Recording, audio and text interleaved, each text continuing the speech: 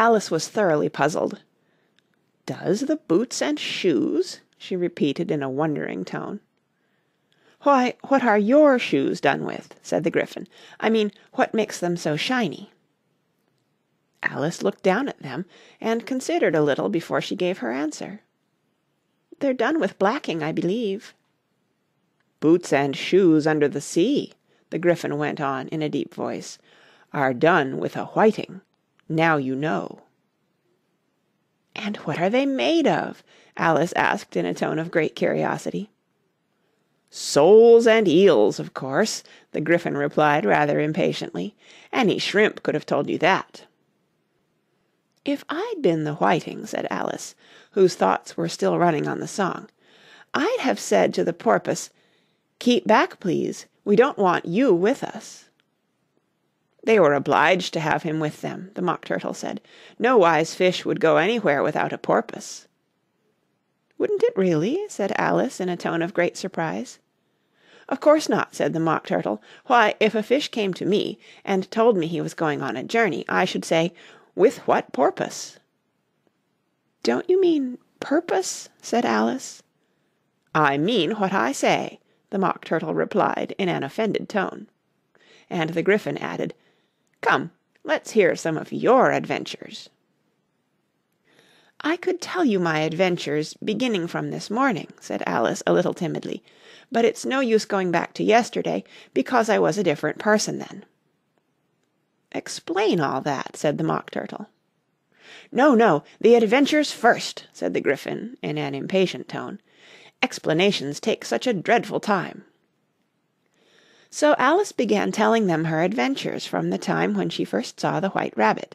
She was a little nervous about it just at first, the two creatures got so close to her, one on each side, and opened their eyes and mouths so very wide, but she gained courage as she went on. Her listeners were perfectly quiet till she got to the part about her repeating, "You are old, Father William," to the caterpillar, and the words all coming different, and then the Mock Turtle drew a long breath and said, "That's very curious." "It's all about as curious as it can be," said the Gryphon. "It all came different," the Mock Turtle repeated thoughtfully. "I should like to hear her try and repeat something now. Tell her to begin." He looked at the Gryphon as if he thought it had some kind of authority over Alice. "Stand up and repeat, ''Tis the voice of the sluggard,'" said the Gryphon. "How the creatures order one about, and make one repeat lessons," thought Alice. "I might as well be at school at once." However, she got up and began to repeat it, but her head was so full of the lobster quadrille that she hardly knew what she was saying, and the words came very queer indeed. "'Tis the voice of the lobster, I heard him declare, You have baked me too brown, I must sugar my hair. As a duck with its eyelids, so he with his nose Trims his belt and his buttons, and turns out his toes. When the sands are all dry, he is gay as a lark, And will talk in contemptuous tones of the shark, But when the tide rises and sharks are around, His voice has a timid and tremulous sound." "That's different from what I used to say when I was a child," said the Gryphon. "Well, I never heard it before," said the Mock Turtle, "but it sounds uncommon nonsense." Alice said nothing. She had sat down with her face in her hands, wondering if anything would ever happen in a natural way again. "I should like to have it explained," said the Mock Turtle.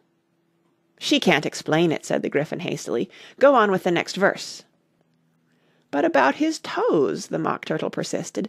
"How could he turn them out with his nose, you know?" "It's the first position in dancing," Alice said, but was dreadfully puzzled by the whole thing, and longed to change the subject.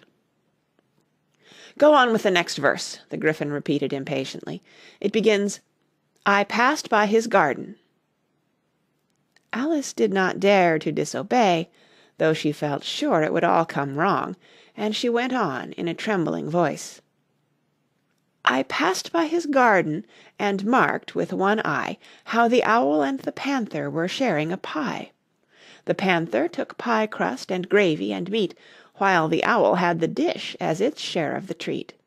When the pie was all finished, the owl, as a boon, was kindly permitted to pocket the spoon, while the panther received knife and fork with a growl, and concluded the banquet— "What is the use of repeating all that stuff?"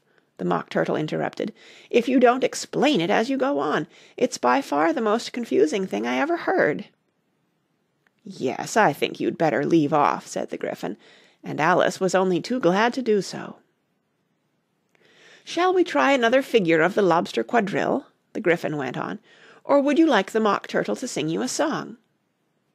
"Oh, a song, please, if the Mock Turtle would be so kind," Alice replied, so eagerly that the Gryphon said, in a rather offended tone, no accounting for tastes. Sing her Turtle Soup, will you, old fellow?"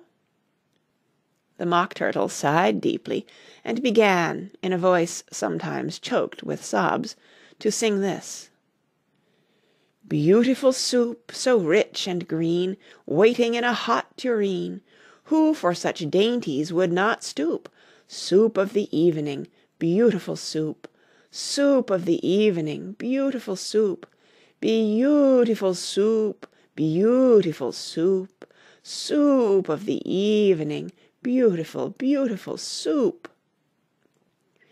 Beautiful soup! Who cares for fish, game, or any other dish? Who would not give all else for 2 pennyworth only of beautiful soup? Pennyworth only of beautiful soup. Beautiful soup, beautiful soup. Soup of the evening, beautiful, beautiful soup. "Chorus again!" cried the Gryphon, and the Mock Turtle had just begun to repeat it, when a cry of "The trial's beginning!" was heard in the distance. "Come on!" cried the Gryphon, and, taking Alice by the hand, it hurried off, without waiting for the end of the song. "What trial is it?" Alice panted as she ran, but the Gryphon only answered, "Come on!" and ran the faster, while more and more faintly came, carried on the breeze that followed them, the melancholy words— "Soup of the evening, beautiful, beautiful soup." End of Chapter 10. Read by Kara Schallenberg, March 2010, in San Diego, California.